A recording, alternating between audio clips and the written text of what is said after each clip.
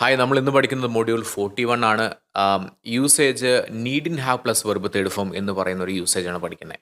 നമുക്കറിയാം has, have, had അതിന് immediate ആയിട്ട് ഒരു വെർബ് വരുന്നുണ്ടെങ്കിൽ വെർബിൻ്റെ തേർഡ് ഫോമാണ് യൂസ് ചെയ്യേണ്ടത് എന്ന് നമുക്ക് അറിയുന്നതാണ്. അപ്പോൾ നമുക്ക് നോക്കാം ഈ നീഡ് ഇൻ ഹാവിൻ്റെ കൂടെ എങ്ങനെയാണ് വെർബിൻ്റെ തേർഡ് ഫോം യൂസ് ചെയ്യുന്ന സമയത്ത് എന്താണ് അതിൻ്റെ അർത്ഥം വരുന്നത് എന്ന് നോക്കാം.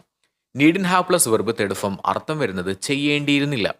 ചെയ്യേണ്ടിയിരുന്നില്ല. നിങ്ങൾക്കൊരു ഡൗട്ട് വരും. ഇങ്ങനെ പെട്ടെന്ന് ചെയ്യേണ്ടിയിരുന്നില്ല. അതിപ്പോൾ എവിടെ യൂസ് ചെയ്യാം? അതായത് നിങ്ങൾ എന്തോ കാര്യം ചെയ്തു കഴിഞ്ഞു. എന്നിട്ട് നിങ്ങൾ ആലോചിക്കണേ, ചെയ്യേണ്ടിയിരുന്നില്ല. ഇപ്പോൾ നിങ്ങൾ നിങ്ങളുടെ ഒരു ഫ്രണ്ടിനെ ചീത്ത പറഞ്ഞു. You scolded your friend. എന്നിട്ട് ആലോചിക്കണം, ഞാൻ ചീത്ത പറഞ്ഞപ്പോൾ അവന് ഭയങ്കരമായിട്ട് വിഷമമായി. ഞാൻ ചീത്ത പറയേണ്ടിയിരുന്നില്ല. I needn't have scolded him. ഇപ്പം നമ്മളൊരാളിനെ കളിയാക്കിയപ്പോൾ അവന് ഭയങ്കരമായിട്ട് വിഷമമായി. അപ്പം നമ്മൾ പറയുന്നത് കളിയാക്കേണ്ടിയിരുന്നില്ല. കളിയാക്കുക എന്നുള്ളതിന് ടീസ് എന്നാണ് പറയുക. TEASE. നമ്മൾ ചെറിയ ആദ്യത്തെ ചാപ്റ്ററുകളിൽ പഠിച്ചതായിരുന്നു. അപ്പോൾ നമ്മൾ എങ്ങനെ പറയും? അയ്യോ, ഞാൻ കളിയാക്കേണ്ടിയിരുന്നില്ല. I needn't have teased him. Okay, അപ്പോൾ നമുക്ക് കൂടുതൽ എക്സാമ്പിളുകൾ നോക്കാം. I needn't have gone there. ഞാൻ അവിടെ പോയി, പക്ഷേ അപ്പോഴാണ് ആലോചിക്കുന്നത്, ഞാൻ അവിടെ പോകേണ്ടിയിരുന്നില്ല.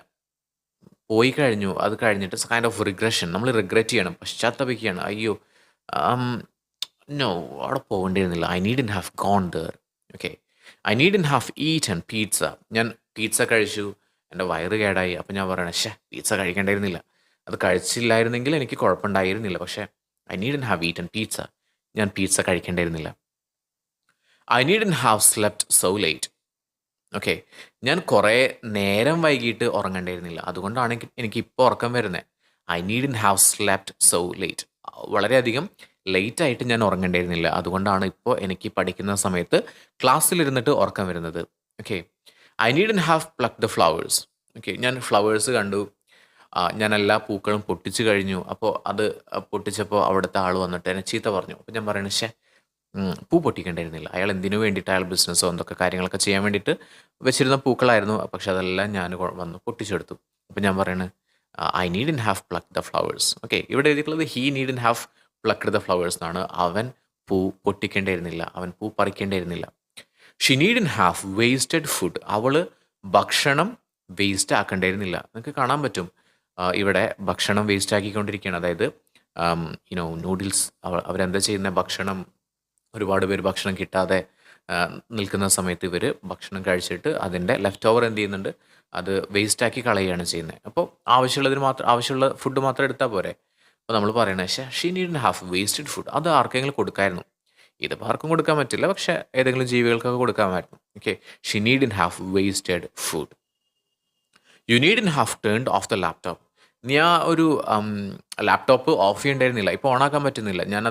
അത് കംപ്ലൈൻ്റ് ആയതുകൊണ്ട് കുറേ നാൾ ഓഫ് ചെയ്യാതെ ഓണാക്കി തന്നെ ഇരിക്കുകയായിരുന്നു. എക്സാമ്പിളാണേ. ഓക്കെ, ഓണാക്കി കൊണ്ടിരിക്കുകയായിരുന്നു. പക്ഷേ എൻ്റെ ഒരു ഫ്രണ്ട് വന്നിട്ട് പെട്ടെന്ന് ഓഫ് ചെയ്തു. ഓക്കെ, എനിക്കാണെങ്കിൽ അതിൽ നിന്ന് ഇമ്പോർട്ടൻ്റ് ആയിട്ടുള്ള കുറച്ച് ഫയലുകൾ അവിടെ നിന്ന് ട്രാൻസ്ഫർ ചെയ്യാനുണ്ടായിരുന്നു. പക്ഷേ അവനത് വന്നിട്ട് ഓഫ് ചെയ്തു. അപ്പോൾ നമ്മളെന്താ പറയുക, എടാ നീ അത് ഓഫ് ചെയ്യേണ്ടിയിരുന്നില്ല. You needn't have turned off the laptop. They needn't have bought a new vacuum cleaner. നീ ഒരു പുതിയ വാക്യൂം ക്ലീനർ, ഇവിടെ ദേ എന്നാണ് എഴുതിയിട്ടുള്ളത്. They needn't have bought a new vacuum cleaner. അവർ പുതിയ ഒരു vacuum cleaner മേടിക്കേണ്ടിയിരുന്നില്ല.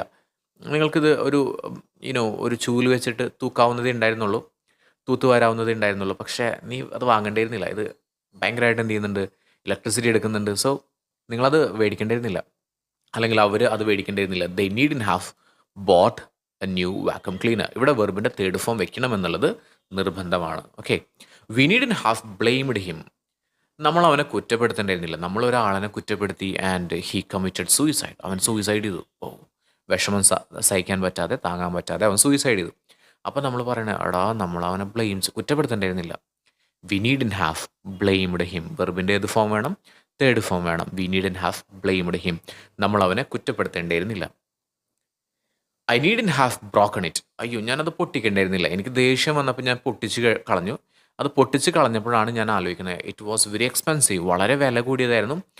And it was so beautiful. ഭയങ്കര ഭംഗിയുള്ളൊരു സാധനമായിരുന്നു. പക്ഷേ ഞാനത് ദേഷ്യം വന്നപ്പോൾ ഐ ജസ്റ്റ് ബ്രോക്കൺ ഇറ്റ്. അപ്പോൾ എന്താ പറയുക, I needn't have broken it. ഞാനത് പൊട്ടിക്കേണ്ടിയിരുന്നില്ല എന്ന് പറയാം. She needn't have cooked. അവൾ കുക്ക് ചെയ്യേണ്ടിയിരുന്നില്ല. അവൾ കുക്ക് ചെയ്തിട്ട് നോക്കി ആകെ അലങ്കോലപ്പെടുത്തിയിരിക്കുകയാണ്. കിച്ചണൊക്കെ ആകെ അലങ്കോലപ്പെടുത്തിയിരിക്കുകയാണ്. അപ്പോൾ നമ്മൾ പറയണത് എടാ അവൾ കുക്ക് ചെയ്യേണ്ടിയിരുന്നില്ല. കുക്ക് ചെയ്തിട്ട് നോക്കി ആകെ അടുക്കള ആകെ വൃത്തികേടാക്കിയിട്ടിരിക്കുക.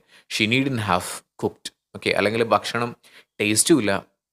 ആകെ പരത്തിയിട്ടിരിക്കുകയാണ്. She needn't have cooked food. Okay. മനസ്സിലായല്ലോ? അപ്പോൾ നീഡിഡ്ന്റ് ഹാവിൻ്റെ അർത്ഥം മനസ്സിലായോ? എന്തോ കാര്യം ചെയ്ത് കഴിഞ്ഞു. എന്നിട്ട് നമ്മൾ പറയണം അയ്യോ ചെയ്യേണ്ടിയിരുന്നില്ല.